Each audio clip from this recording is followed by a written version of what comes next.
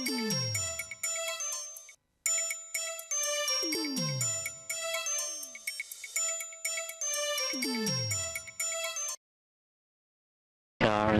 they took me to the police station and they said, we're going to be strip searched for suspicion of drugs. And I said, I haven't got anything on me, I haven't done anything wrong. I don't want to be strip searched, there's no reason why I should have to take off my clothes. And I was pretty intimidated because one of the coppers come into the room where I was and just started putting on rubber gloves and stuff. Later on they left me there for a while and some cops came back and told me to start taking off my clothes and they're going through everything. And there's about 7 or so coppers in there. They're all standing around me watching me strip off and jeering at me saying, oh fuck you stinks, stuff, and just watching me strip naked and just laughing at me, and they're telling me to go up against the wall and bend over and spread my cheeks when I put rubber gloves on. They felt around my anus. You're feeling degraded already, you've got to stand naked in front of, a few guys and, bend over and spread your ass cheeks and show them that you haven't got anything up your ass crack, and you think, this makes me feel good. It's not a nice thing to do, and the thing is you're totally powerless. You can't do anything about it, and if you resist them and don't do as they tell you, then it's just going to be worse for you. And you've always got that intimidation there, if you just don't do what they tell you to do.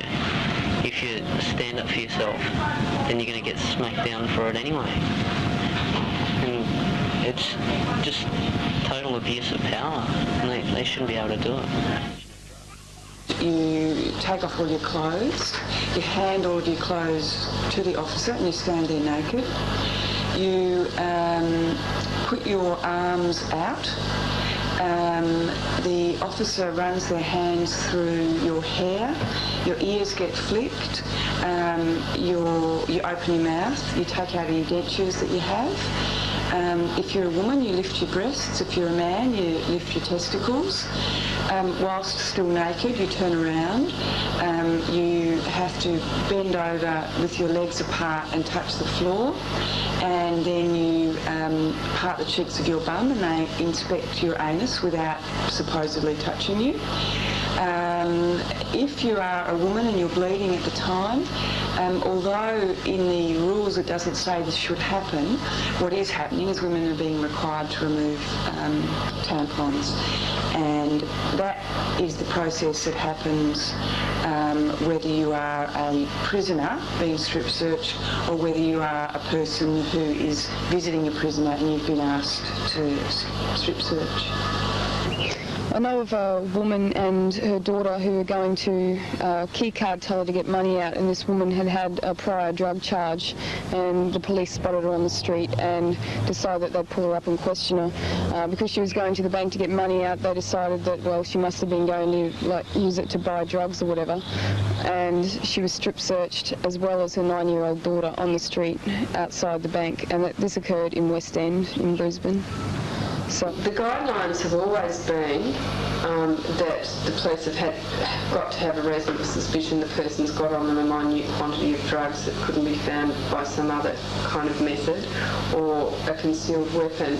And it appears that the police have been, in many instances, conducting these searches not for any investigative purpose, but for rather, in some cases, the police's own sexual gratification, male police officers in particular, and also as a way of intimidating people.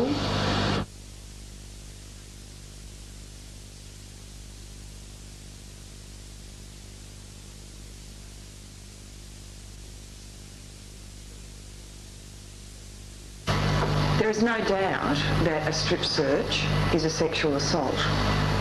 That is why in the legislation it specifically says that police and prison officers and stuff can do strip searches, because without the uniform, without the authority of the state, that would be a sexual assault. There is absolutely no doubt about it. The previous girl in the job was strip searched a minimum, I think, of 3 times during 93. I took the job on in October 93. And what was that job? Outreach to the streets, mainly to do support for sex workers. And on the 3 occasions, she stated that she was a youth outreach worker, that she was employed by the Prostitutes Collective to do street support work on an outreach capacity, which is a well-known fact in St Kilda that there are a lot of outreach workers. So she's not saying anything to a policeman that he wouldn't understand in plain English. And basically she was laughed at and made to strip. And hence, basically I think from the waist down to when she was just in her underpants. And she said she felt silenced, powerless and terrified because they had no badge numbers. They said their names were Smith and Jones when that was all she could ask. And the car was parked nowhere nearby, so she couldn't take the registration. As an outreach youth worker on the streets of St Kilda from 10 p.m. till 3 a.m, I have been strip searched by male police officers. The first time I was stripped to my underwear in the middle of winter. The male officer who searched me had no thought for my privacy. They then made a thorough job of frisking my body for drugs. Thank God the search stopped at an external one. The overwhelming feeling was that I was sexually violated, I was terrified, ashamed, tortured. I wondered if I was to blame. I felt completely helpless. But I'm lucky. I can go home to my own flat, lock my door, bolt the windows, and know that come daylight my middle-class looks will protect me from brutal assault by police officers. Not so the young women I work with.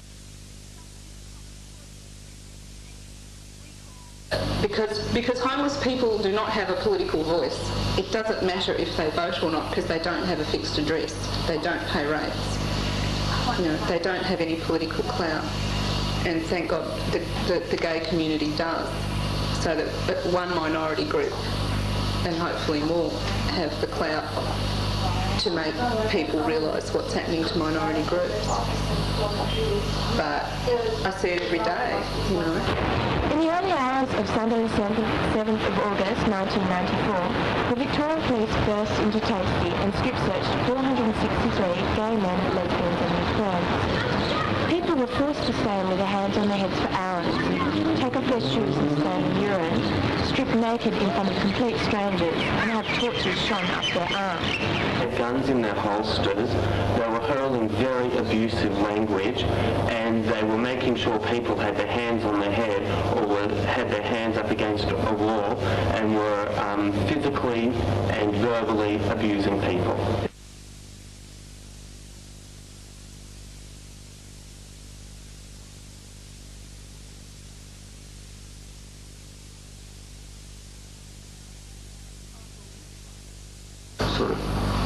Was there a feeling of, well, this is the way it is, and I didn't know my rights, didn't know anything about what was fair. And by the time I got to the stage where, if I'd known from the start what was going to happen, I would have said no. But by the time I realised I was naked and sort of I'd lost the plot in terms of having any assertiveness skills left.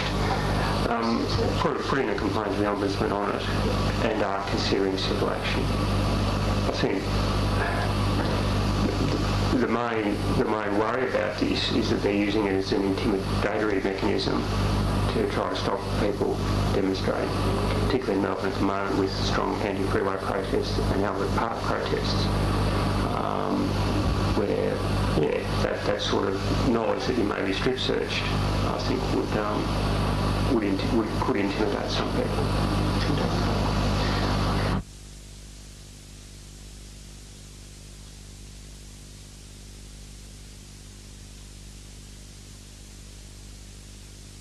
That's when I was waiting for the bus one time, and 2 demons pulled up, and they're looking for people that are shooting up or something, because he made me hold my arms out like that, looking for tracks, and then he pulled me behind the bus stop, He told me to lift my shorts and backs forward, looking down there, seeing if there was anything stashed. Took my shoes and socks off, and then they left. Left to go there and use your shoes? Yeah. Where was that in Palmerston? Yeah. It's down near Drive High School. Yes.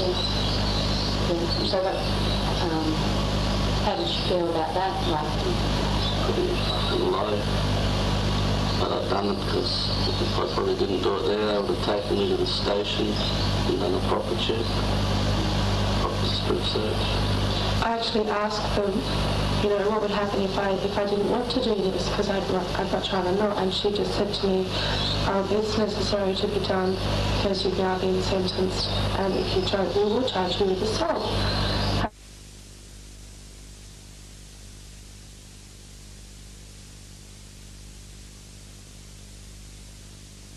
The professed purpose of strip searches is to discover contraband, mainly drugs.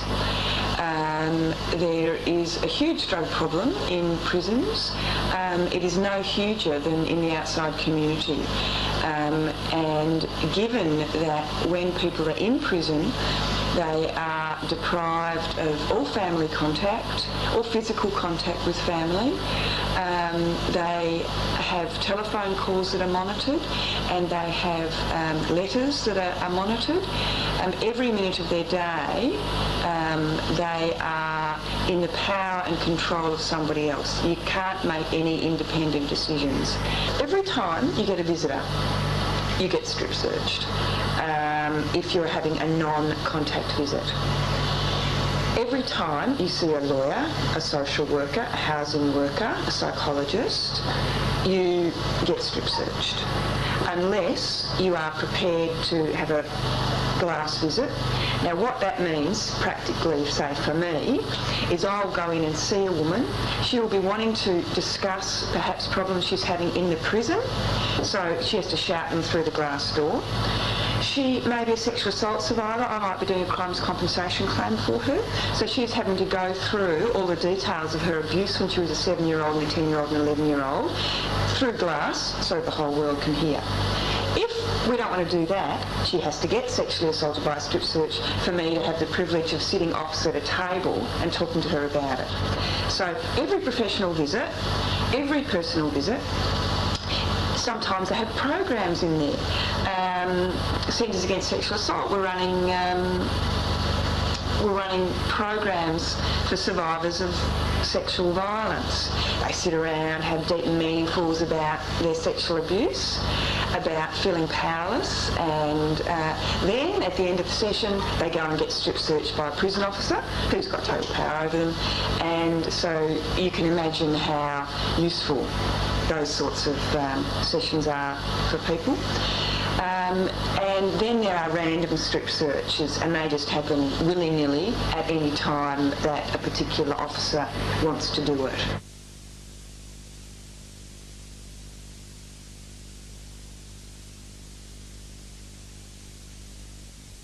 So what we can see is that women are choosing isolation. They're choosing not to see children. They're choosing not to see partners. They're choosing not to see lovers. They're choosing not to see lawyers. They're choosing not to see housing workers because they don't want to go through a strip search. Now, what the long-term implications of that are abominable, because the more isolated people are inside, trying to reintegrate back into the community becomes virtually impossible, because you've lost all the skills, and you've lost all the contacts, and you've lost all the confidence.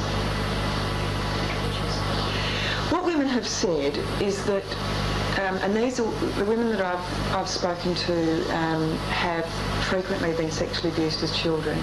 What they said was when they were sexually abused as children, what they did, and what the mind does, is it transports you somewhere else. It is not you that has been sexually abused and raped. It's a classic sort of psychological response to horror.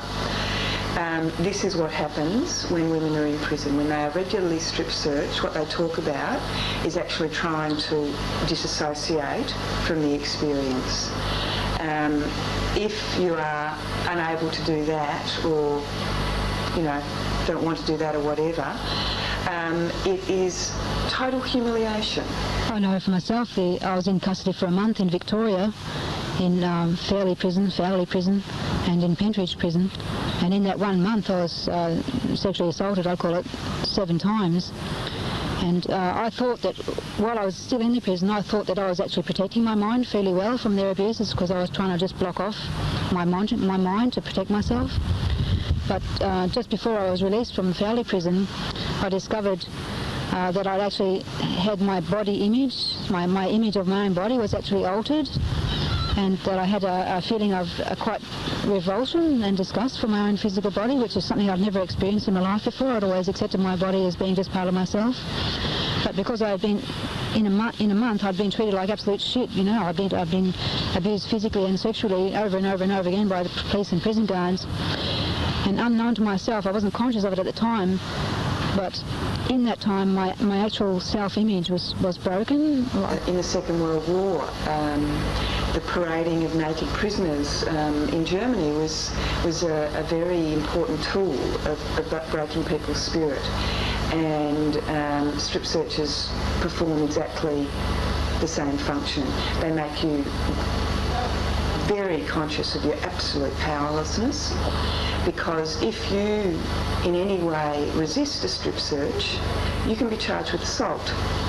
Now, if you're in the outside community and someone in the street starts to strip your clothes off you, you'd be perfectly entitled to respond to them. So it is that thing of feeling totally powerless, of routinely having the same people look at you all the time naked. And these are officers who see you are in that prison 24 hours a day. They see you walking around, or they see you locked up in your clothes 24 hours a day. So you have quite close contact with them in that sense. And then they can ask you to be naked in front of them to sort of perform. They can ask you to then urinate in a bottle in front of them. It makes women and it makes men just feel like dying.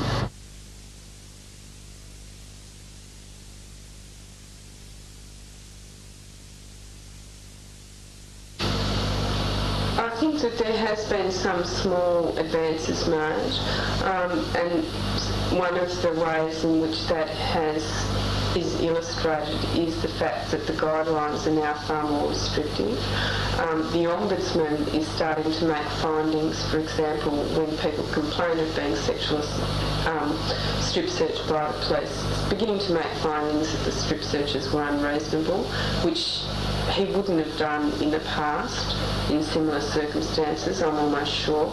And part of the reasons that's happened is because of a kind of raising in consciousness because of the outcry of the Tasty nightclub raid. And a number of people, I think it's about half a dozen at this stage, it may be more, are suing the Victoria Police over the strip searches. And in other countries it's been civil actions, those civil suits against police forces, that has actually made them change their practice, because at the bottom line, the police and the government don't seem to react very much to people saying, we're upset, we're hurt by this happening to us. They do seem to react to the threat or the reality of having to pay money out to people